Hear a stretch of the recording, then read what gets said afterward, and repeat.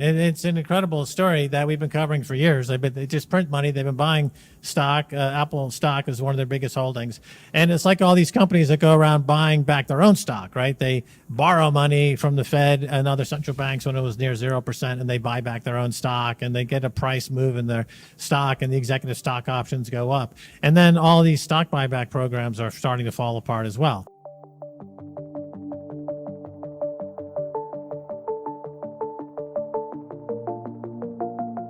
Hey guys, welcome back to Let's Talk Crypto. In today's video, we have Max Keiser and Stacy Herbert of the Orange Pill podcast, talking about the latest crypto scams and how the FTX collapse will affect the markets in 2023, as more bad news keep popping up. Last week, Swiss National Bank reported a 132 billion record loss, the biggest loss in its 116-year history. This story comes as no surprise for Max and Stacy, who have been warning about the excess money printing for years, and how these crypto scams keep repeating over time.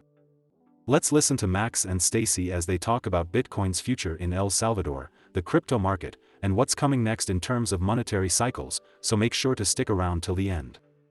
But before we do, please consider subscribing to our channel, as we bring you daily content on the latest crypto news. And now, let's jump right into the video. For me, it's fascinating in that over the past 40 years, being in markets, I've always been aware of when people get busted, whether it's Bernie Madoff or Ivan Boesky or Dennis Levine. Or every 5 or 6 years, there's an era, there's a cycle, and then there's new kind of scammy things that happen. And of course, JP Morgan has been involved in an innumerable number of dubious things, and they've had to pay lots and lots of fines as a result of that. But here in this current cycle of altcoin collapse, the things that are coming out with the Sam Bankman-Fried and FTX are really mind-blowing in terms of how much money they actually blew, like $40 million on dry cleaning, that type of thing. They couldn't get Amazon to deliver to the Bahamas, so they shipped stuff in private jets. The excess here and the craziness, I think, hits a new all-time high.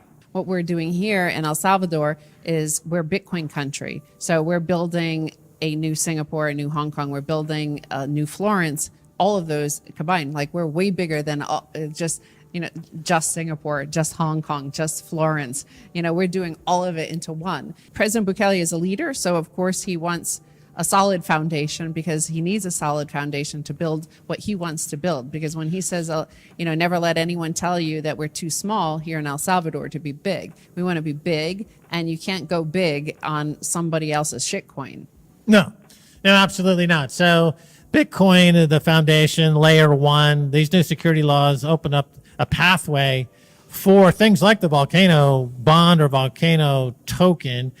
So that is now in play. But also, it means that you've got a lot of other potential things, securities that can come along, and it should attract a lot of entrepreneurs and financiers, right? I mean, if this is going to be the new Singapore or Hong Kong, that means you're going to attract a lot of folks who graduate from fancy schools who are looking around for something to do, and they see El Salvador, they see a fertile area for doing some great ideas, bringing them to life, and they're going to come here, right? So it's going to attract a lot of talent here. There's a brain gain. I heard that phrase recently. Not a brain drain, but a brain gain. Well, anyway, we worked a lot this past year, and we're going to see some proof of work. Obviously, all the headlines are talking about the volcano bond is coming, and so I think you'll see some innovative stuff from that.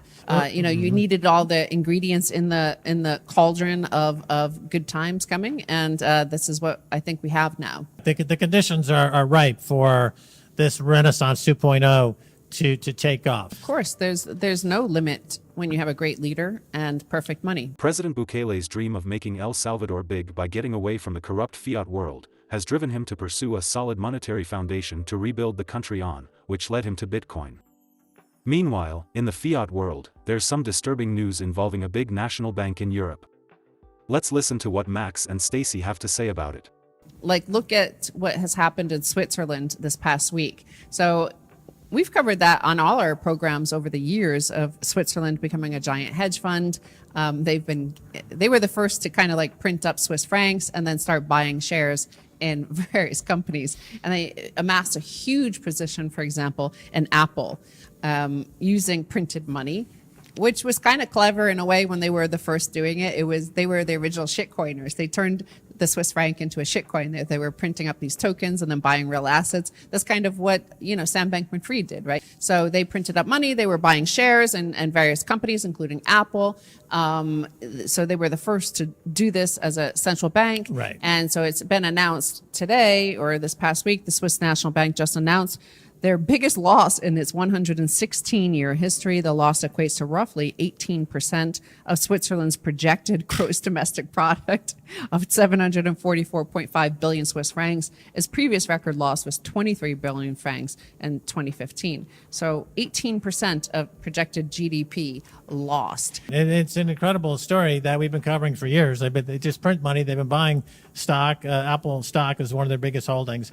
And it's like all these companies that go around buying back their own stock, right? They borrow money from the Fed and other central banks when it was near 0%, and they buy back their own stock, and they get a price move in their stock, and the executive stock options go up. And then all these stock buyback programs are starting to fall apart as well. But these central banks across the board are looking very weak, apparently in response, like the Central Bank of China is buying a lot of gold, and you see a lot of money moving into gold. And, oh yeah, they bought 30 tons. It was reported. Right. Yeah. So they're apparently the central banks for the first time in maybe 50 years, or more aggressively, are buying gold for the first time in 50 years. A year and a half ago, people were still talking about deflation.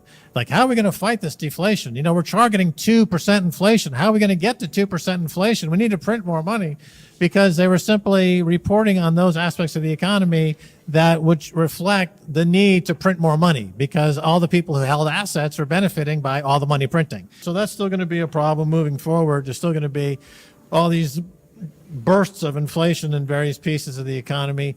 And eventually, of course, someone's going to have to look over the horizon to, at some moment, there being a massive pivot. So there must be some kind of pivot coming where there will be QE, whatever we're up to, 5 or 6, and the bond buying continues. Is that a fair thing, or what do you think?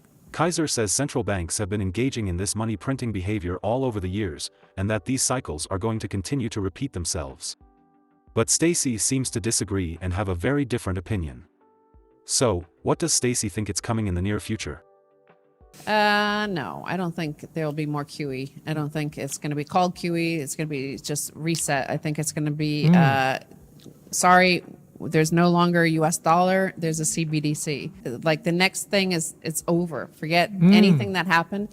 Because of Bitcoin, because of El Salvador, because of the alternative available that all individuals see, and because of all the money printing, and because of all the debt write-offs, all these fourth turnings, all these cycles ending, and all the disaster, they know they can't. So it's over. It's basta. It's enough. Like, that's ending. It's gone. Don't even think about that. And the new age is that we're going to have a CBDC. You're going to go home over the weekend. It's going to happen on the weekend. Look at what's happening in Lebanon. You're going to have something like that. But what will happen is you're going to have all access to your money, all the money you want. In fact, all this new CBDC. You're not going to have to go, shoot up some bank to get your money back. They're going to give you whatever you want. It's total, brave new world, sort of like everything you need, everything you want. They're just going to keep on injecting you with more of these credit tokens or whatever they're going to come up. Yeah. That's what I see. What do you see? There probably is no putting Humpty Dumpty back together again with the QE program, right? So global reset, it seems like it's in the works. CBDCs are obviously a mechanism for some kind of global reset. These international confabs like the World Economic Forum and other spots are organizations and meetings where those types of rollouts are organized.